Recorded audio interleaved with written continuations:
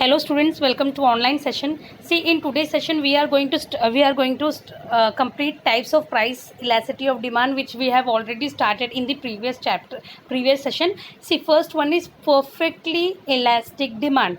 When a slight or zero change in the price bring about an infinitive change in the quantity demanded of the commodity. It is called perfectly elastic demand. It is only a theoretical concept. For example, 10% fall in price may lead to an infinitive rise in demand. See, पहला है perfectly elastic demand. यहाँ पे कैसा होता है कि when a slight और zero change in the price bring, मतलब यहाँ पे बहुत हल्का सा चेंज प्राइस में आता है, but it bring an infinitive change in the quantity demanded of that commodity. It is called perfectly elastic demand. मतलब प्राइस में एकदम स्लाइट चेंज है, बट क्वांटिटी डिमांडेड में एकदम ड्रास्टिक चेंज आता है, तो ये क्या है? Perfectly elastic demand. It is only a theoretical concept. अभी इसका एग्जांपल सी, ये जो types of price elasticity of demand है, this you have to remember this by its example. इसके एग्जाम्पल आपको याद रहेंगे तो आप लोग ये आराम से लिख सकते हो. अभी इसका एग्जाम्पल क्या है? 10% फॉल इन प्राइस में lead to infinitive rise in demand. अभी प्राइस में फॉल कितना है? 10%. प्राइस में फॉल कितना है? 10%. बट उसकी वजह से जो डिमांड में चेंज आया है वो क्या है? इन्फिनिटिव चेंज है, एकदम ड्रास्टिक चेंज है, इन्फिनिटिव चेंज है. तो ये क्या है? Perfectly elastic demand. क्या सिचुएशन है ये? Perfectly elastic demand. A slight or zero change in the price bring about an infinitive change in the quantity demanded of that commodity. It is called perfectly elastic demand. इसका example कैसा है? 10% fall in price में lead to an infinitive rise in demand. मतलब price में कितना fall हुआ है? Price में सिर्फ 10% फॉल हुआ है, बट जो डिमांड में चेंज आया है वो इन्फिनिटिव है. तो ये क्या है? Perfectly elastic demand. अभी इसका इक्वेशन देखो, percentage change in quantity demand upon percentage change in price. Perfectly elastic demand का है ये. अभी यहाँ पे एक डायग्रामेटिकल रिप्रेजेंटेशन भी है. In figure 3.11 the demand curve is horizontal line parallel to X axis. Demand curve है is horizontal line parallel to X axis indicating perfectly elastic demand. अभी यहाँ पे जो वाई एक्सिस है उस पर प्राइस है एंड एक्स एक्सिस पे डिमांड है. अभी आप देख सकते हो कि जो एक्स डिमांड है उसमें प्राइस में स्लाइट चेंज है, बट डिमांड में कैसा है? बहुत ज़्यादा चेंज है, इन्फिनिटिव चेंज है. तो ये कैसा डिमांड है? ये परफेक्टली इलास्टिक डिमांड. थोड़ा सा चेंज प्राइस में है, बट डिमांड में इन्फिनिटिव चेंज है. Next is perfectly inelastic. पहला था परफेक्टली इलास्टिक, अभी सेकेंड क्या है? Perfectly inelastic. When a percentage change in price has no effect on the quantity demanded of a commodity, it is called perfectly inelastic demand. For example, 20% fall in price will have no effect on quantity demanded. अभी देखो, perfectly inelastic demand, ये situation, ये demand कैसा है? मतलब price में change है, but demand में बिल्कुल भी चेंज नहीं है. मतलब प्राइस चेंज हुआ है बट डिमांड उसका चेंज नहीं हुआ है. प्राइस फॉल हुआ है बट डिमांड इंक्रीज नहीं हुआ है. तो ये कौन सा डिमांड है? ये परफेक्टली इनइलास्टिक डिमांड. प्राइस भले ही फॉल हो रहा है बट डिमांड इंक्रीज नहीं हो रहा है. अभी इसका इक्वेशन आप देख सकते हो, change in quantity demanded upon change in price, elastic demand है. In practice such a situation rarely occur. For example, demand for salt and milk. See, ये प्रैक्टिकल मतलब प्रैक्टिस में ये बहुत रेयर सिचुएशन है, बट जो रेयरली मतलब occur होता है. यहाँ पे मतलब इसके एग्जांपल में आप याद रख सकते हो, demand for salt and milk. अभी जो सॉल्ट है उसका डिमांड कितना भी गिर जाए, प्राइस कितना भी गिर जाए, बट डिमांड उतना ही रहेगा. Because we will not just because price has changed, price have fallen, we will not start it consumption in more quantity. हम लोग ज़्यादा क्वांटिटी में इसका कंजम्पशन स्टार्ट कर सकते हैं क्या? नहीं कर सकते. तो ये किसका एग्जाम्पल है? Perfectly inelastic demand. फर्स्ट वाला था परफेक्टली इलास्टिक, थोड़ा सा प्राइस में चेंज आएगा, डिमांड में इन्फिनिटिव चेंज है. अभी परफेक्टली इनइलास्टिक, प्राइस में चेंज है but there is no change in demand. अभी इसका डायग्रामेटिकल रिप्रेजेंटेशन देखो.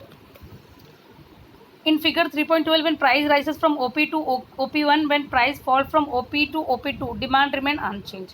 प्राइस देखो फॉल हो रहा है बट डिमांड क्या हुआ है? चेंज नहीं हुआ है.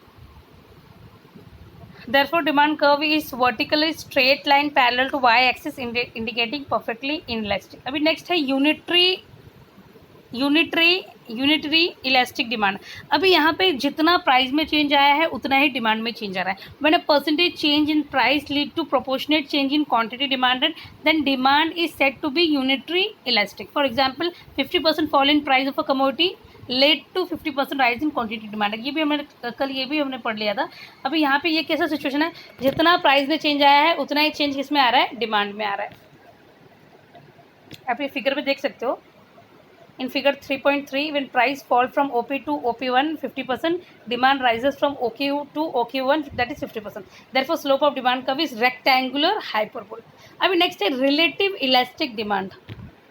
When a percentage change in price leads to more than proportionate change in quantity demanded, the demand is said to be relative elastic. For example, 50% fall in price lead to 100% rise in quantity demanded. See, ये situation ऐसा है, ये demand ऐसा है, price में change हुआ है, जितना प्राइस में चेंज नहीं हुआ है उससे ज़्यादा क्या हुआ है, डिमांड में चेंज आया है।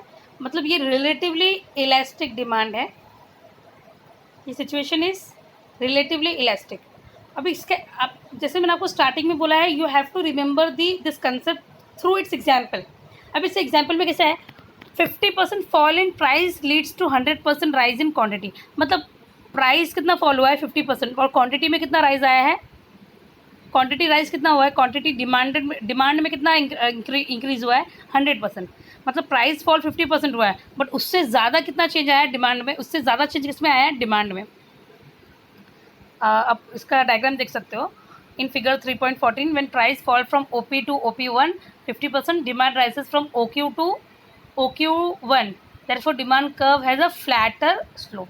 अभी ये सिचुएशन है relatively inelastic demand. When a percentage change in price lead to less than proportionate change in quantity demanded, demand is said to be relatively inelastic. For example, 50% fall in price lead to 25% rise in quantity demanded. See, पहला था elastic demand, perfectly elastic, दूसरा था perfectly inelastic, तीसरा था unitary elastic, fourth one was relative elastic. अब ये क्या है, रिलेटिवली इनइलास्टिक। इसका मतलब है when percentage change in price lead to less than proportionate change in quantity demanded, demand is said to be relative inelastic. अब इसका एग्जांपल देखो, 50% fall in price lead to 25% rise in quantity demanded. मतलब यहाँ पे price में जितना change हुआ है उससे कम चेंज किस में आएगा, डिमांड में आएगा, जो क्वांटिटी डिमांडेड में आएगा। तो ये क्या है, relatively inelastic.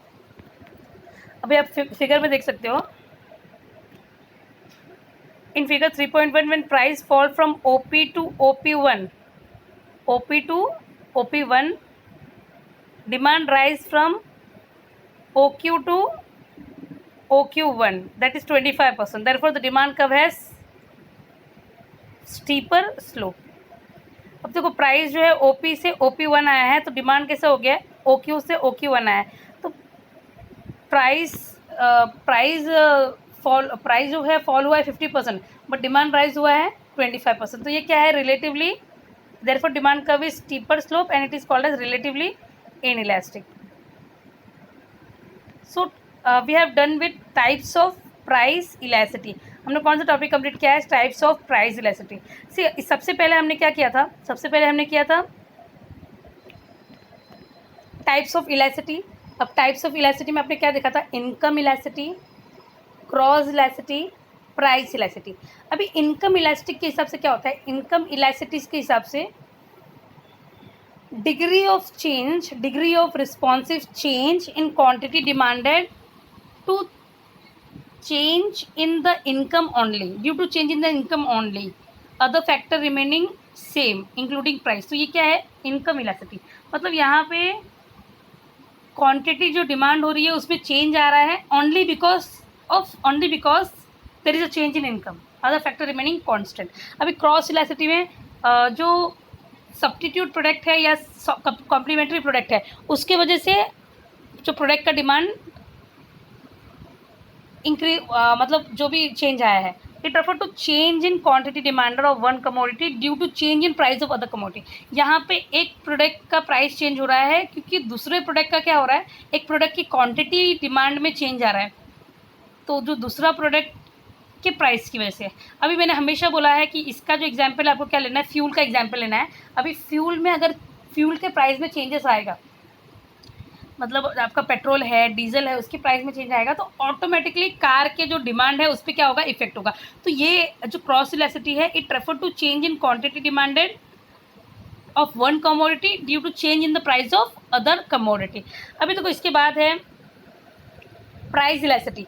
According to professor Alfred Marshall, price elasticity of demand is a ratio of proportionate change in quantity demanded. यहाँ पे भी क्वांटिटी में चेंज आ रहा है, क्वांटिटी डिमांडेड में चेंज आ रहा है due to only change in price, other thing remaining constant. यहाँ पे जो चेंज आ रहा है वो किसकी वजह से आ रहा है, प्राइस की वजह से आ रहा है। तो ये क्या है, price elasticity. And after this we have seen types of price elasticity. इसके बाद हमने क्या देखा, टाइप्स ऑफ प्राइस इलास्टिसिटी। सबसे पहले है perfectly elastic demand. Perfectly elastic demand, price में कम चेंज आया है बट डिमांड में उसका प्राइस में चेंज जो है वो बहुत कम है, स्लाइट है, और या तो फिर ज़ीरो चेंज आप समझ लो। बट जो डिमांड में चेंज है वो क्या है, इन्फिनेटिव है। तो एग्जांपल में 10% प्राइस फॉल हो रहा है तो डिमांड कितना इंक्रीज हो रहा है, इन्फिनेटिव। मतलब प्राइस में स्मॉल चेंज है बट डिमांड में इन्फिनेटिव चेंज आया। परफेक्टली इनइलास्टिक, प्राइस में चेंज आया है बट डिमांड में उसका कोई भी इफेक्ट नहीं है, मतलब डिमांड में बिल्कुल चेंज नहीं आया है, मतलब प्राइस कम हुआ है बट डिमांड इंक्रीज नहीं हुआ है। तो ये इसके एग्जांपल में आपको क्या लिखना है, जो ये रेयर ओकेशन में ऑकर होता है। Example demand for salt and milk, आपको पता है भले ही सॉल्ट का प्राइस कितना भी गिर जाए बट उसका हम लोग डिमांड इंक्रीज नहीं करेंगे। अभी नेक्स्ट क्या है, यूनिटरी इलास्टिक। इसमें जितना फॉल हो रहा है प्राइस में उतना ही डिमांड क्या हो रहा है, इंक्रीज हो रहा है। 50% फॉल इन प्राइस है तो 50% इंक्रीज इन डिमांड है। अभी इसके बाद जो है वो क्या है, रिलेटिवली इनइलास्टिक। अभी रिलेटिवली इनइलास्टिक में क्या होता है, जितना प्राइस में चेंज आया है उससे कम चेंज डिमांड में आया है। इसका एग्जांपल क्या है, when 50% fall in price lead to 25% rise in quantity demanded. मतलब प्राइस में जितना चेंज आया है उससे कम चेंज डिमांड में आया है। 50% प्राइस फॉल हुआ है बट डिमांड इंक्रीज कितना हुआ है, 25% हुआ है। अभी रिलेटिवली इनइलास्टिक, अभी इसके बाद का situation is relatively inelastic. When a percentage change in price lead to less than proportionate change in quantity demanded। यहाँ पे प्राइस में चेंज आया है उससे बहुत ज़्यादा चेंज, रिलेटिवली इनइलास्टिक।